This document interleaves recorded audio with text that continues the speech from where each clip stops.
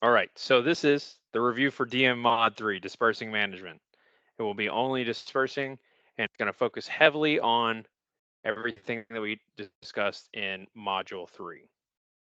Test is 25 questions, multiple choice, short answer, and matching. There is no practical exercise on this one.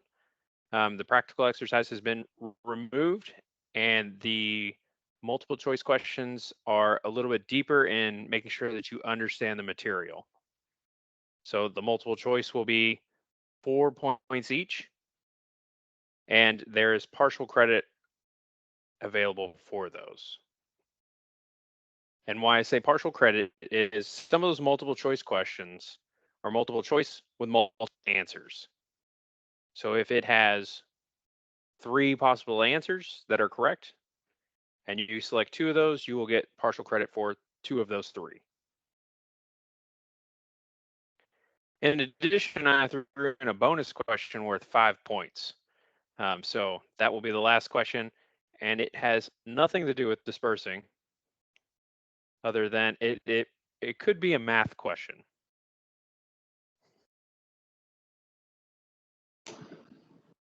Oh boy. Right. With the questions, pay attention to the question type. It will say if it's multiple choice, single answer, multiple choice, multiple answer. It'll say if it's matching or if it's short answer.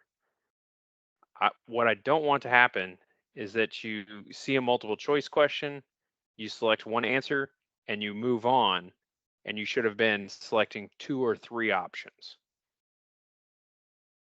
So again, pay very close attention to what type of question it is. After each question, there's a little box that says rationale. That is a spot for you to put where you found it in the reference. And when we're talking references, use the most recent DoD FMR Volume 5 that you find on the Comptroller's website. Do not use the old version. The content has changed. And so some of the things in the instruction can lead you down the wrong path. You have 3 hours to complete the exam. It will open immediately after we finish this, and it will close on 30 May at 20:55 Pacific Standard Time. You need a 80% to pass. And for the short answer, be brief in your answer and concise. This isn't something where you copy a whole chapter out of the instruction and paste it in there and hope that the answer is somewhere in there.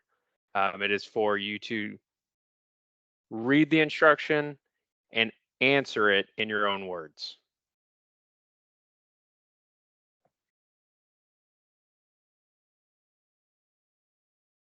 Right, so I said the test is 25 questions.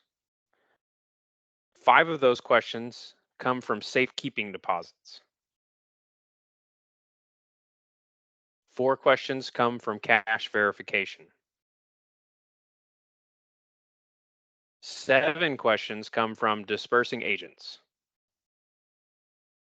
2 are about the DD Form 2665. And 7 are from financial returns.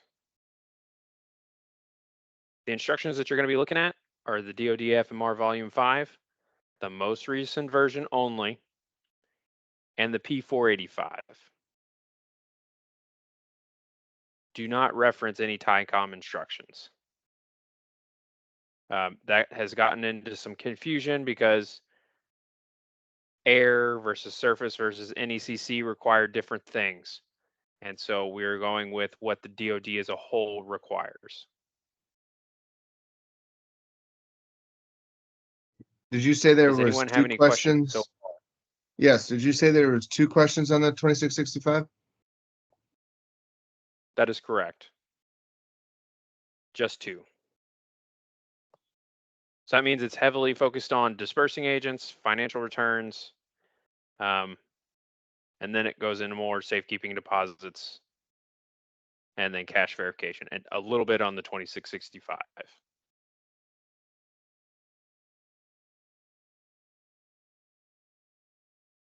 Right. So with that, Sorry, sir. So with are these safekeeping, just, oh yes, sorry. So are these like all together and it's going to be broken out 5 questions as safekeeping, or just randomly in there in the 25 questions? they are scattered throughout, but Okay. if it is a question related to safekeeping deposits, it says safekeeping deposits before the question starts. So that should help you narrow down where you're looking, or at least get you on the right train of mind. So each one, if it's safekeeping deposits, cash verification, dispersing agents, DD form 2665, or financial.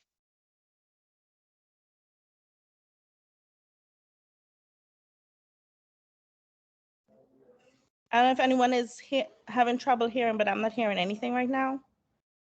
Yeah, you Yeah, sorry, I can't hear you either.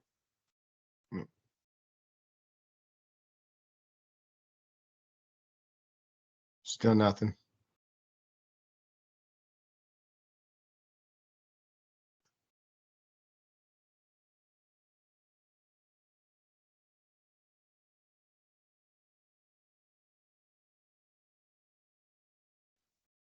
Can't hear you, sir. Can't hear you, sir. Yeah, got nothing over here. Sorry.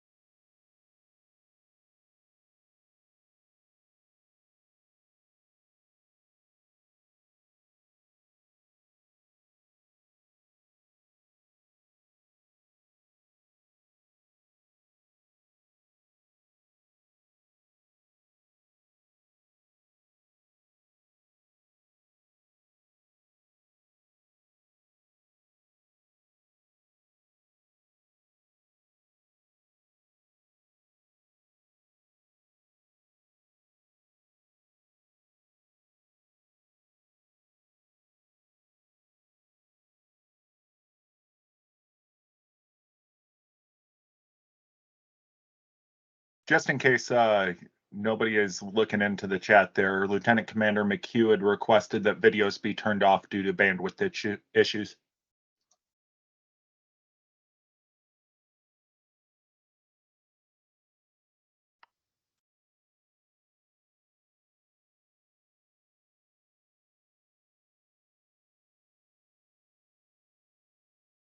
I'm still seeing a beautiful frozen picture of JG Tang there.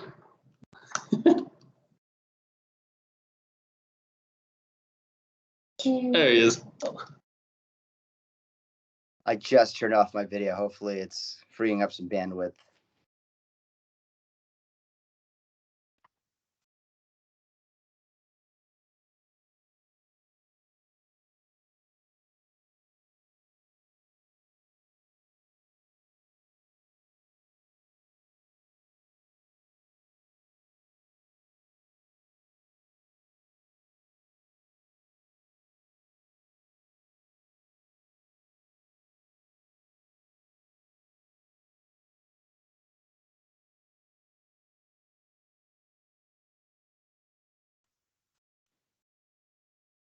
Right, comms check again.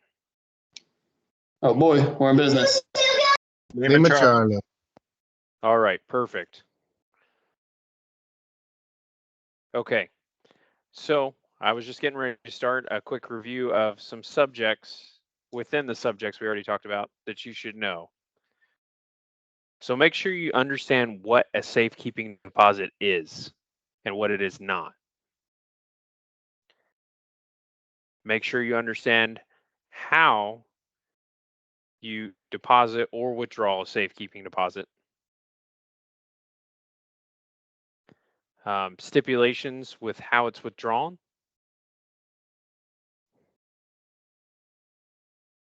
Unique situations with safekeeping deposits.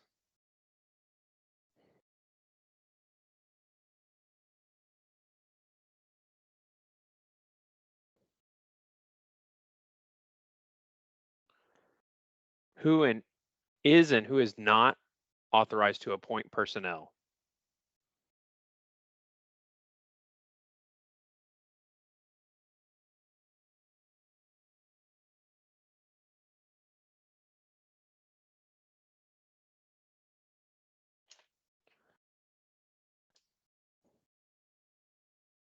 That's very general, but I think with giving you the amount of questions, that points you in a very narrow direction.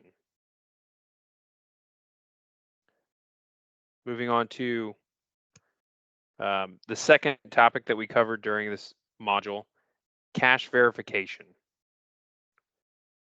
Make sure you understand what the cache verification process is. And when I mean what it is, like how often it happens, who does it, who appoints people to the team,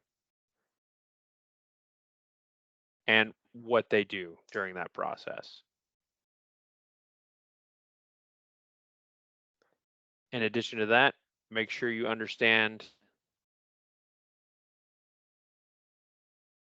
what happens after the cache verification team gets completed.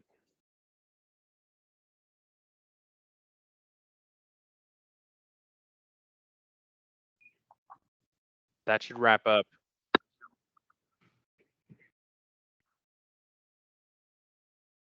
questions from section 2, cache verification.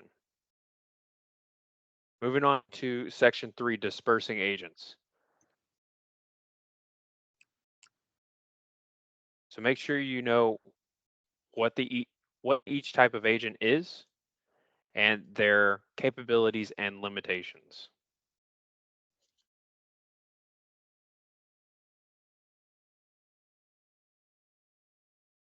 Unique situations with agents. So maybe if a dispersing officer were to become disabled or die, what happens to the agent at that point? Or other unique scenarios like that regarding agents. How agents are appointed and how they are terminated, reasons why they would be terminated, who can appoint those agents in the dispersing officer, and who can terminate them.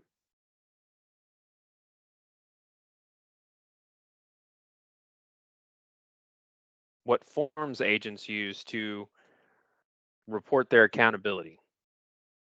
What forms they use to transfer accountability.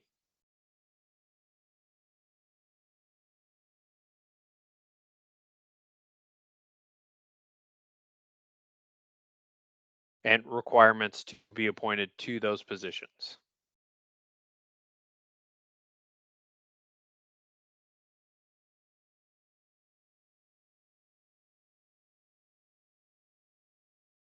Moving on to section 4.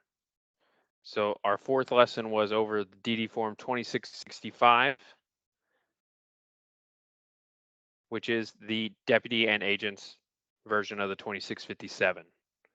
So make sure you understand what that is,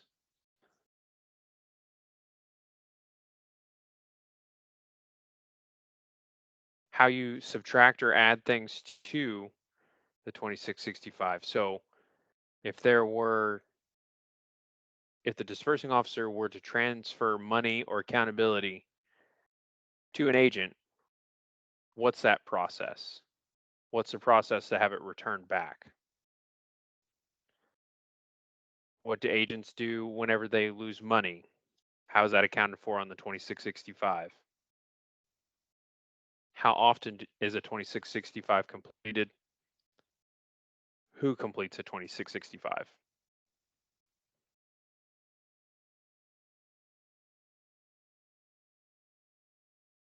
Again, there is no practical in this, so you will not be completing a whole 2665 or 1081 or any of those related documents. I'm just asking that you understand which documents are used in what scenarios. Moving on to our fifth and final section from Module 3 for dispersing, which is financial returns.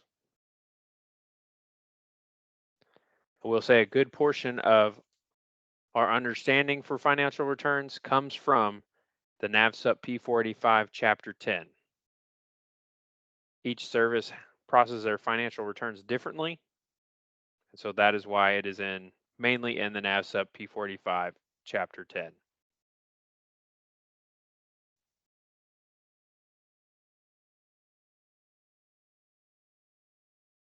So make sure that you understand the different reports that go into the financial return and the line items within those reports. So what is the schedule of deposit activity and what is that made up of? What is the SF-1219? How often is the SF-1219 completed? Who is it completed by? When do you close out your records at the end of the month? When are you required to submit documents at the end of the month? How long do you retain documents? Codes associated with your financial returns.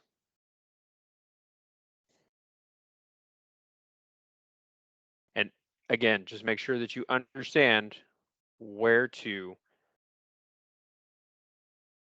reference which instruction to go to when you are processing Navy financial returns.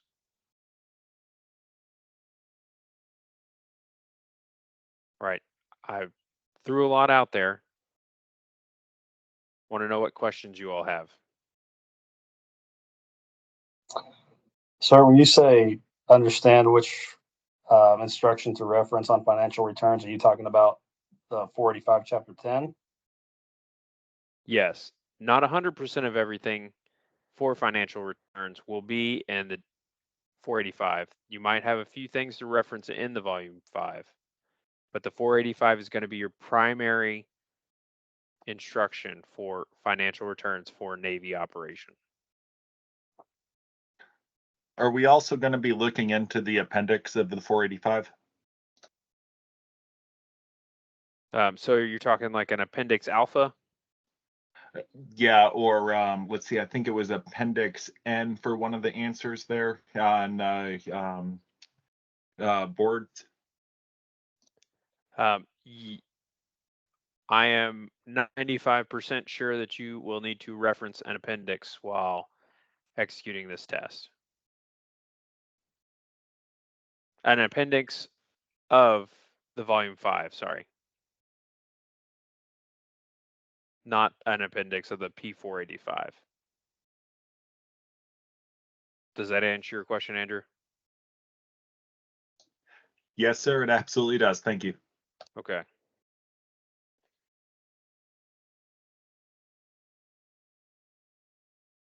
Again, if you missed the first part, this is a 25 question test. It is multiple choice, short answer, and matching. There are multiple versions of multiple choice questions. So there can be a multiple choice with a single answer, and there can be multiple choice with multiple correct options, but only one answer that you can complete.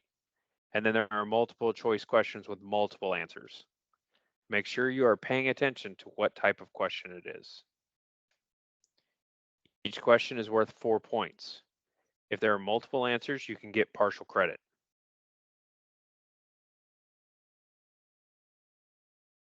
Again, pay attention to the type of question. There is a box called rationale underneath your answer. That is where you can cite your reference if you maybe have some confusion or you just like to cite your reference, which is always encouraged. You have 3 hours to complete the test. It will open immediately after we close from here. There is no practical. It is all short answer, multiple choice, and matching. With the short answer, be brief. This is not an opportunity for you to copy and paste a full section of the instruction and hope that the right answer is in there. I'm looking for you to read the instruction, digest the information, and relay the appropriate answer. You need an 80% to pass. Use the most recent version of the DoD FMR Volume 5, which can be found on the Comptroller's website.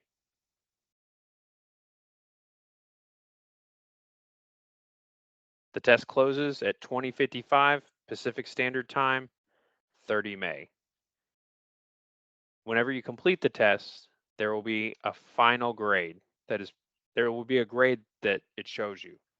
This is not your final grade. I will have to go in and adjust for the matching and the short answer. So there will be additional points that will be added to your grade. There are 5 sections to this test, or 5 subject areas, if you will. Safekeeping deposits, cash verification, dispersing agents, DD Form 2665, and financial returns. There are 5 questions from safekeeping deposits, 4 questions from cash verification, 7 questions from dispersing agents, 2 regarding 2665, and 7 regarding financial returns. Please take your time with these questions. They are meant to be a little bit more demanding than they typically are because there is no practical exercise. All right, what questions do you have?